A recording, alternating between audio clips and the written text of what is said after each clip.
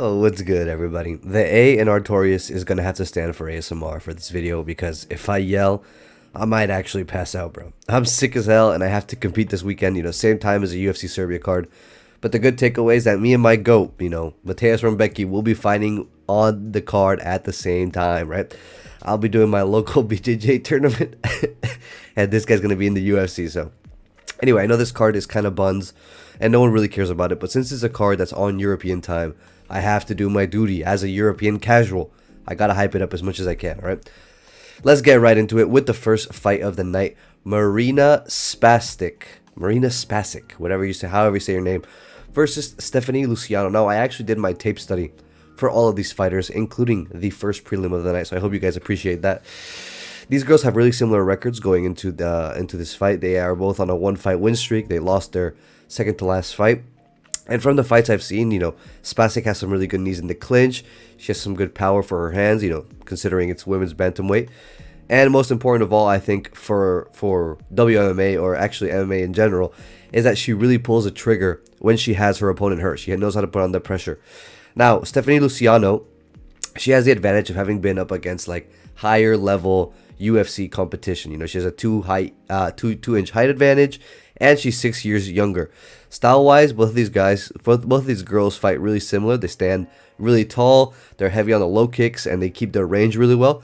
But the difference is that I've seen Luciano have some good level changes, right? I've seen her fake the level changes, actually shoot, and get a really nice hook takedown.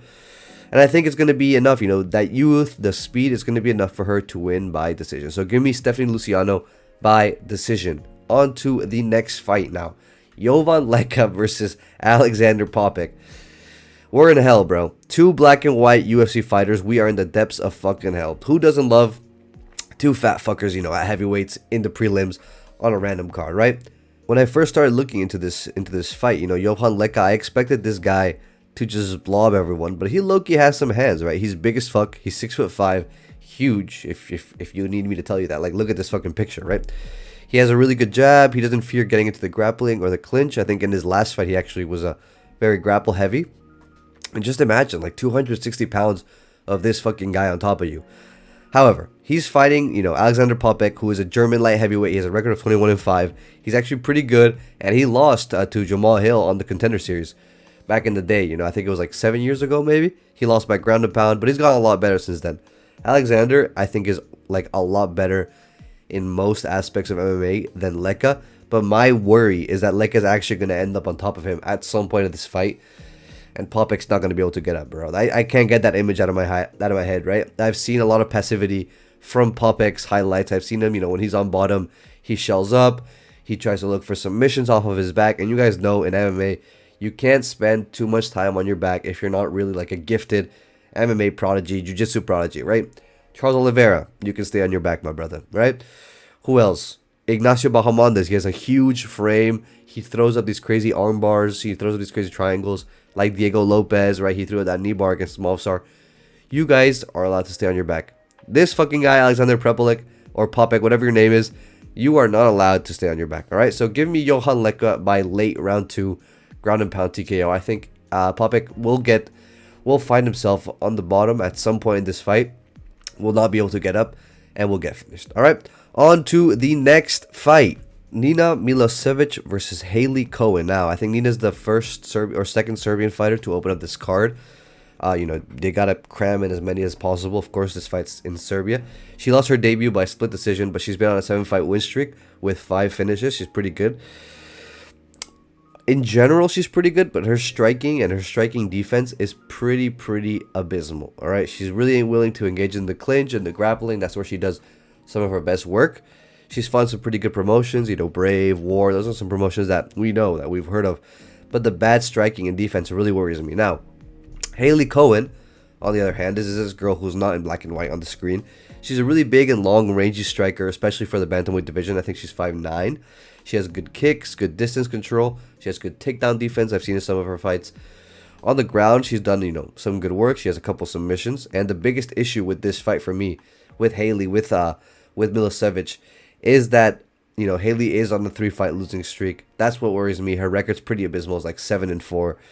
And it might be crazy, but I think based on the styles, based on how she keeps range, this might be crazy. You know, I was going to pick Nina for her record. I'm sure a lot of people are picking Nina Milosevic. She's a Serbian, whatever.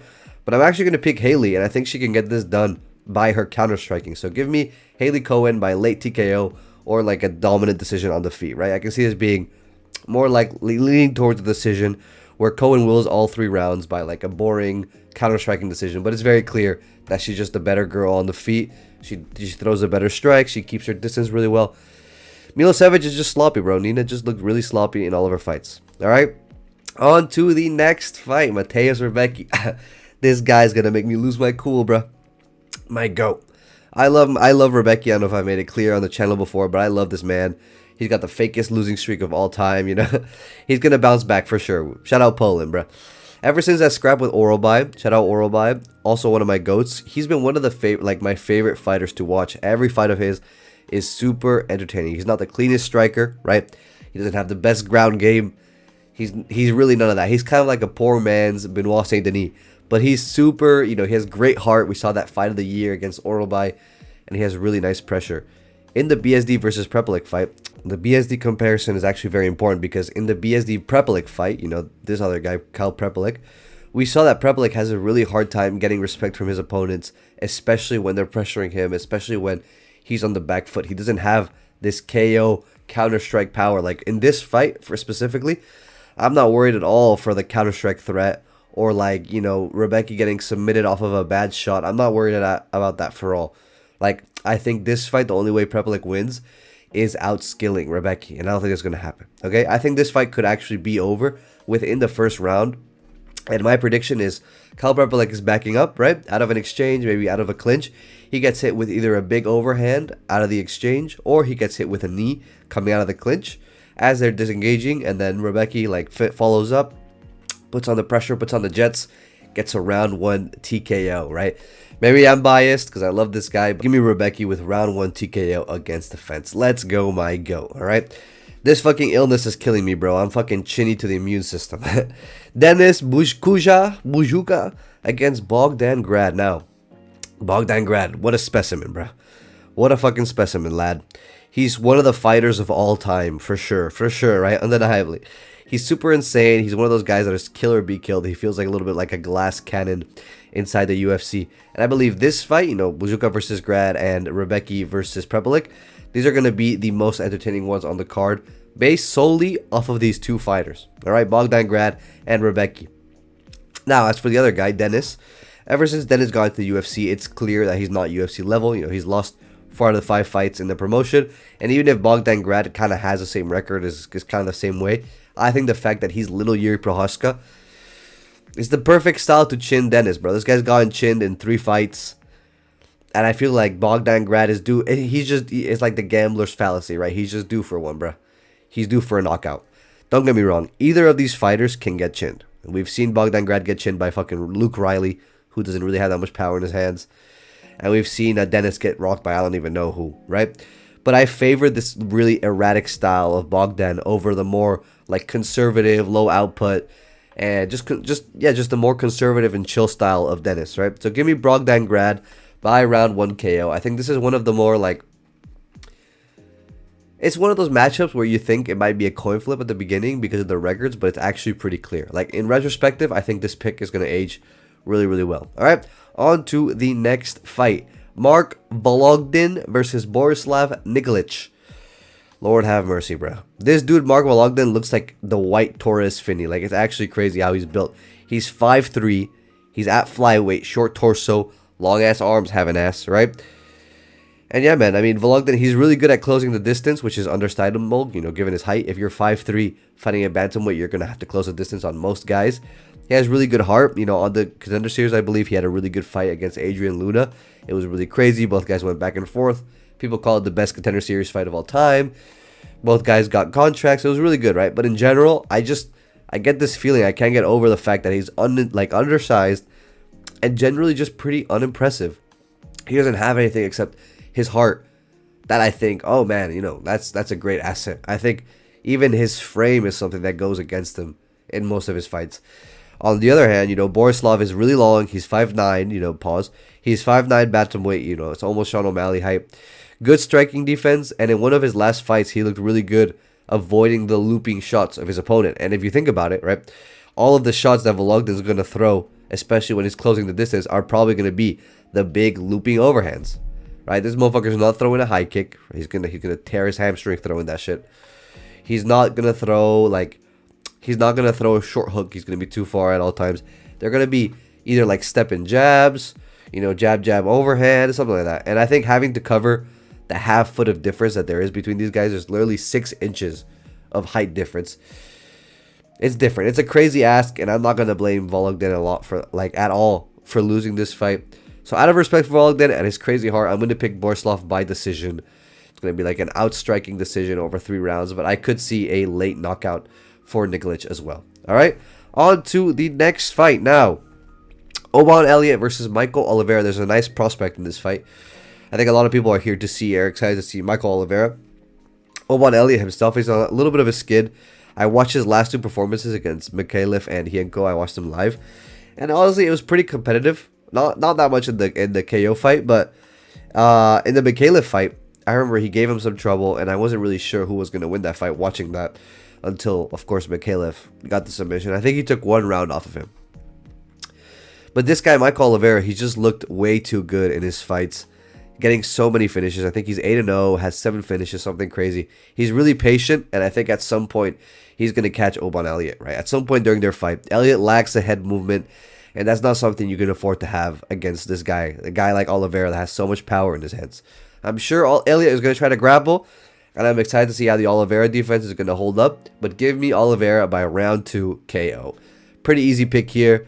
I think it's going to be the pick that's pretty unanimous with the community, but let me know what you guys think, all right? On to the next fight, Ludovic Klein versus Tofik Musayev, man. This fight is beautiful. We have a Mateusz Gamrot victim in Klein and an Orobai victim in Tofik Musayev, bruh. The only issue is that Klein, he fluked Rebecki by decision. Look, man, it is what it is. It happens, all right? Flukes happen. But let's break this matchup down. And I think this is pretty easy considering they both fought Ignacio Bahamondes, right? Right off the bat, we have to address the Tofik Musayev cheating in that, like the Tofik Musayev cheating masterclass that went down in the Bahamondes fight is crazy. That shit got to be studied, bro. He was grabbing the fence. He was doing all sorts of crazy shit. And if it was not for the cheats, I honestly believe that Bahamondes, had him hurt a couple times, would have finished that fight, right? Even with the advantage he got from cheating, there's still an argument that Bahamondes won that shit based on damage, but whatever, bro. Whatever, bro. Like, honestly, that was a crazy low-key robbery. And I don't respect, Musayev or his MMA ability until he proves himself against a good opponent, right? Even if I don't respect him, though, I have to say, like, what he did in that fight, he showed good heart, good effective ground and pound. He showed a lot of willingness in the takedowns, even if they weren't the best technique. But in the Klein-Bahamondes matchup, Klein looked really, really good, really clean, showed good sprawls, good ability to stuff takedowns, multiple occasions hurt Bahamondes. And from all the tape, honestly, I'm not worried at all for the Klein takedown defense. I think, given how well he conserved his cardio through the whole 3 rounds against Bahamondes, I think this is going to be a very late and very cumulative and satisfying TKO. I see Musayev shooting in probably like double-digit times, like 10, 15 times. He's getting stuffed almost every time. If he doesn't get stuffed, Klein gets back up from the grappling. And slowly, Klein wears out Musayev and gets a TKO like in the 3rd round, early in the 3rd round, late in the 3rd round, doesn't matter. In the 3rd round, due to exhaustion, like against the fence, one of those very satisfying KOs, and we see Musayev get sent down, all right, once again. Where he belongs, honestly, because all that cheating was absolutely crazy. I'm not going to forget that, my brother, all right? Milos, Janicic, and Noah Gugnon open up the main card, bro. 2 random jobbers with no UFC picture fighting in the main card. It's crazy, bro. Watching the Milos Janicic highlights compilations, I have yet to see a single clip where this guy keeps his hands up while doing anything, bro. Throws a strike, other hand by his waist. Throws a kick, hands by his waist. I don't know, like just anything. His hands are by his waist the whole time, bro. He has good pressure. He has the killer instinct, but so does 80% of the roster. Like, this guy just does it against shit competition in a shit division, in a shit organization, right? with his hands down. That's basically what I see from this guy. Now, Gugnon, on the other hand, he's French. He's actually, he keeps his hands up. Wow, amazing. And he throws really clean counter strikes. And I think he has really nice combinations. I've seen him go to, like, the body and the head really well. And I can see it very clearly, him catching Milos Janicic was one of them bitches. Like catching him maybe with a body shot, goes upstairs with a left hook, catches him with one of those check hooks, gets him down to the ground and pound area, starts hitting him with the elbows. I've seen some nice ground and pound as well from Gugnon. I believe his last fight before this one was a ground and pound finish with the elbows.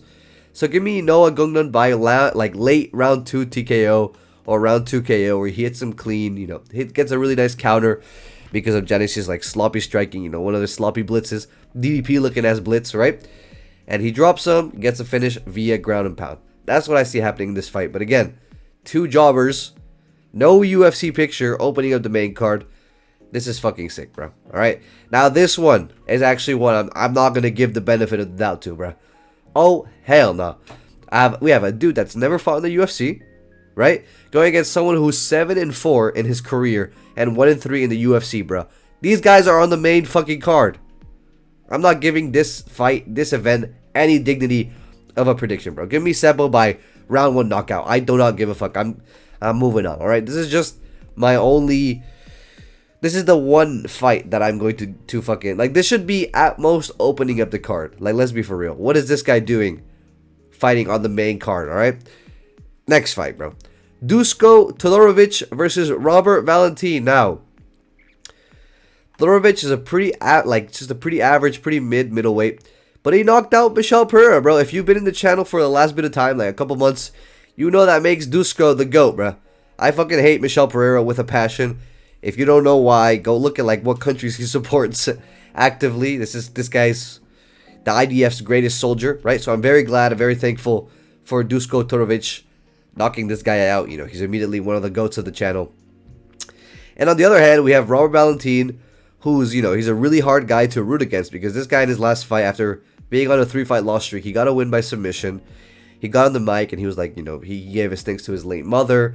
He shouted out his late mother. He was like, man, I wish she was here to see this, whatever. He was crying on the mic.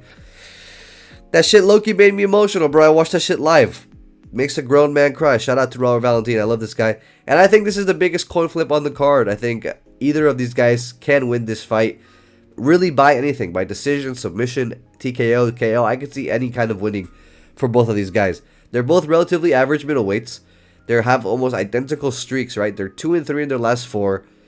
They're 2-3 in their last 5. They've won their last match by submission. They're almost the same age, basically the same height.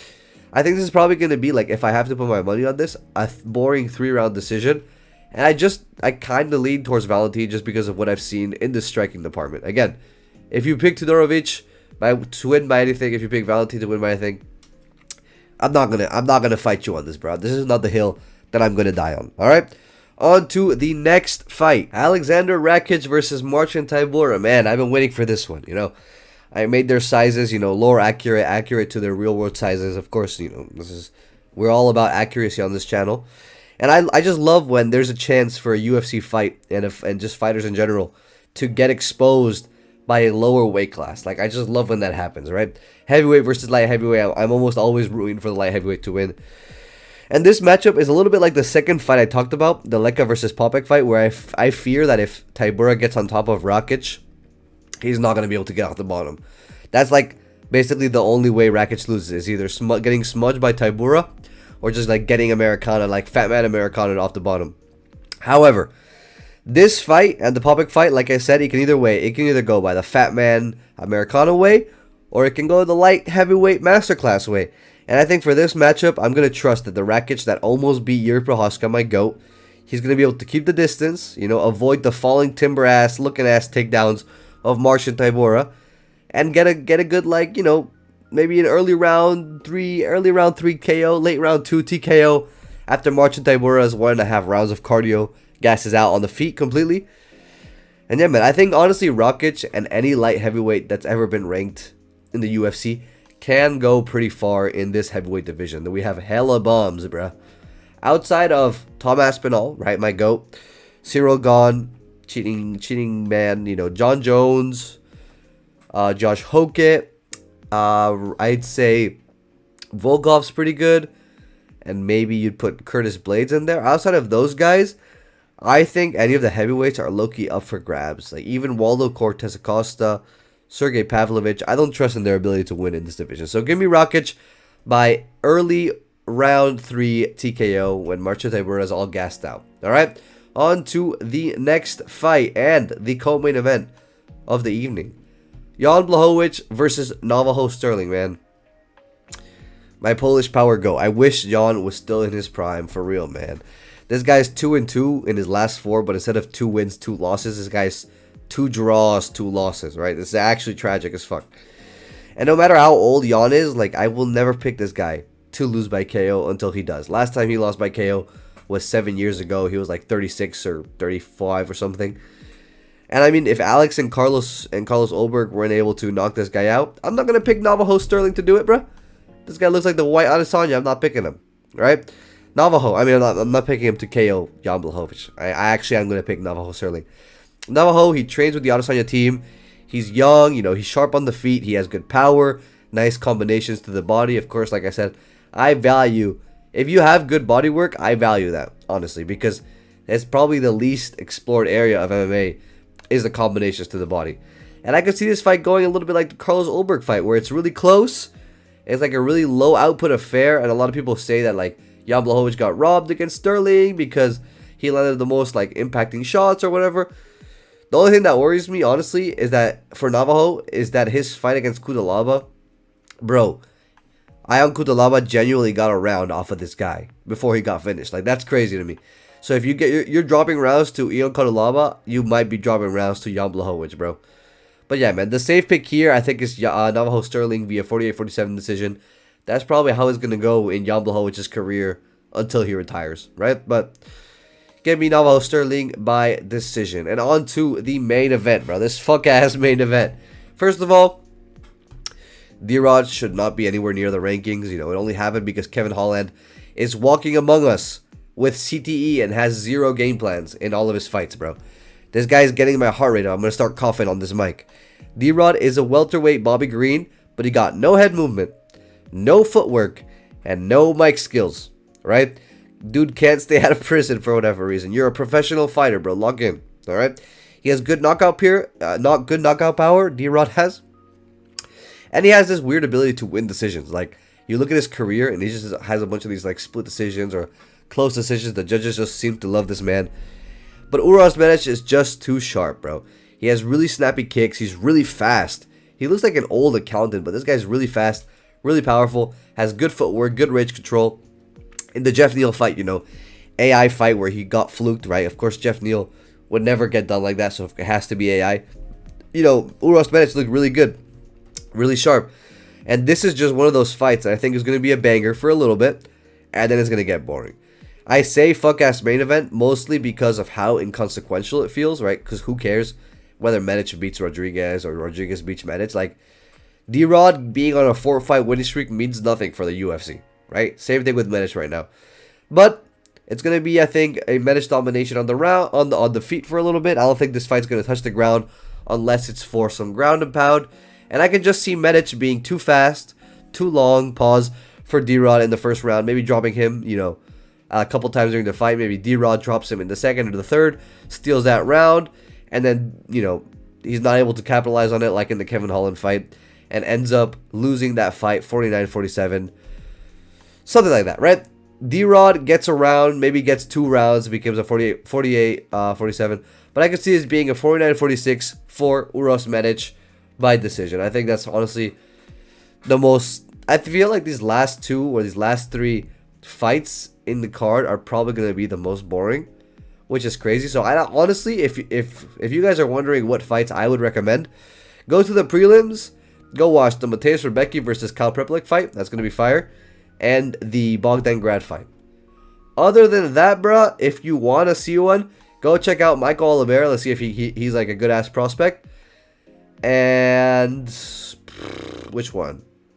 I think that's it, bro. Those 3 fights. The Oliveira fight, the Bogdan Grad fight, and the Rebecki fight. So let me know what you guys think about this card. Thank you guys for watching.